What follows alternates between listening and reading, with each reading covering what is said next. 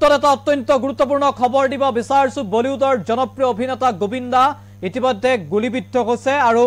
নিজৰ পিস্তল তেওঁ সাৰ্ভিস পিস্তল তেওঁ সাফা কৰি আছিল আৰু সেই সময়তে গুলিবিদ্ধ হৈ পৰিছে অভিনেতা গৰাকী আৰু তাৰ পিছত ততাতৈক চিকিৎসালয়ত ভৰ্তি কৰা হৈছে বৰ্তমান আইসিইউত আছে বলিউডৰ জনপ্ৰিয় অভিনেতা গৰাকী সেই খবৰ এই মুহূৰ্তত এনি টক দৰ্শকৰ বাবে লৈ আহিছো এটা গুৰুত্বপূৰ্ণ খবৰ আমি জনাইছো এই মুহূৰ্তত গুলিবিদ্ধ বলিউডৰ অভিনেতা গোবিন্দা নিজৰ ৰিভলভাৰৰ গুলি লাগিল গোবিন্দাৰ শৰীৰত আঘাতপ্ৰাপ্ত অভিনেতা গোবিন্দাক ভৰ্তি হাসপাতালত আমি জনাইছো ইতিমধ্যে তাক হাসপাতালত ভৰ্তি কৰা হৈছে আইসিইউত ভৰ্তি অভিনেতা গৰাকী নিজৰ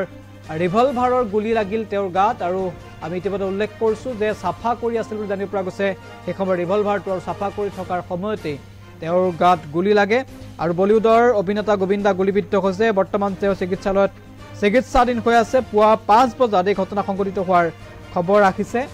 আৰু বিশেষ কামৰ বাবে তেওঁ ঘৰৰ পৰা ওলাই আহিছিল আৰু তাৰ পিছতে তেওঁ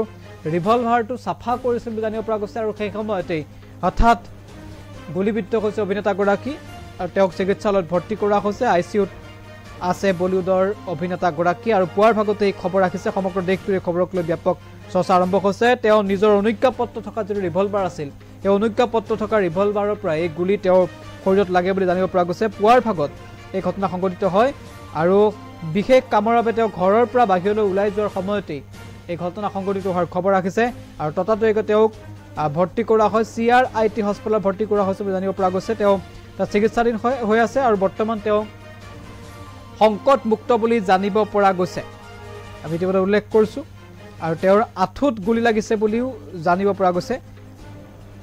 আৰু তেওঁ নিজে সাফা কৰি আছিল অনুজ্ঞাপত্ৰ থকা তেওঁৰ ৰিভলভাৰটো আৰু সেই সময়তে ঘটনা সংঘটিত হৈছে আৰু আমি উল্লেখ কৰিছো তেওঁ